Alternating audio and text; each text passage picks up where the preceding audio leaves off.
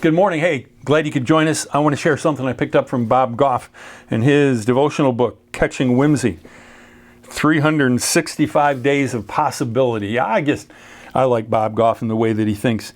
The title for this one is Believe in Miracles Like You Believe in Your Next Breath.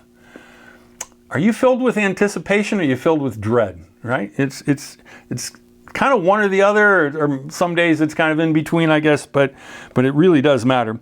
So in Matthew chapter 9, verses 28 through 30, it says, when he, Jesus, had gone indoors, the blind men came to him, and he asked them, do you believe that I am able to do this? Yes, Lord, they replied. Then he touched their eyes and said, according to your faith, let it be done to you. And their sight was restored. Now, it's not faith in faith, it's faith in Jesus, it's faith in God, but level of anticipation is really important. I think, I was just looking at this video, I saw this reel, it showed people hiking out to Angel's Landing, and there's this iron chain that you got to hold on to, and it's a really sheer drop off, and I've done it. I can't remember, somewhere between 2 and 4 times, but I've also gone up to that point and stopped at least 2 times. And I don't need to prove that I can do it again. Any slip up, and it's your last slip up. It is arguably the 3rd most treacherous trail in the United States of America, and it's measured by deaths. So, but hang on to the chain, you're fine, but I just don't need to do that. But if you believe, it really does matter. And you might say sometimes, well, you believe something's going to happen and it didn't. But you still lived with expectation and anticipation as opposed to dread. So Jesus performed miracles in a lot of different ways. Sometimes he touched people, he healed them. There's blind men, lepers, there's this sick woman, a paralyzed man. Other times, all it took was for people to be close to him. Did the trick. Sometimes he turned water into wine, just that one time that we know of.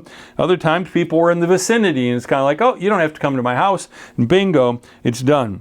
But what's really true is what we believe is a great predictor of our behavior and of God's power in our lives.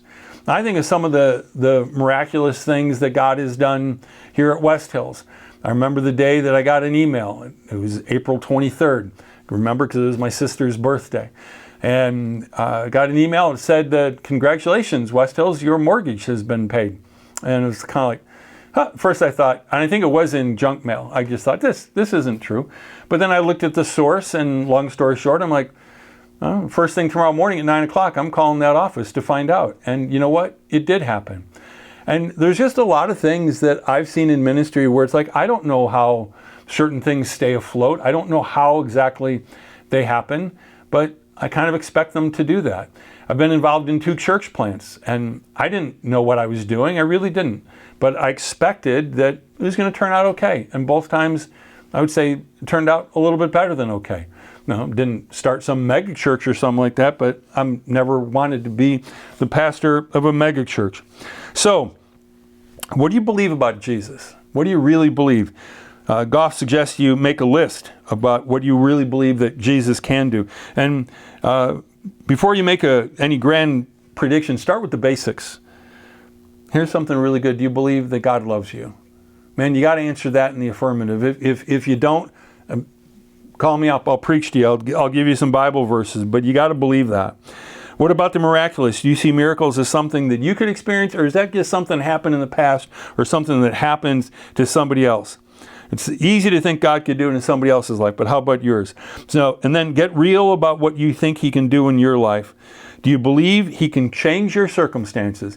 Yeah, he's concerned about your character, and he's working on that. But do you believe he can change some circumstances? And do you believe he can heal some damaged relations? And do you believe that he can change some things in your life that you've struggled with for a long, long time? If you believe, you're on the right path. God bless you. Have a great week.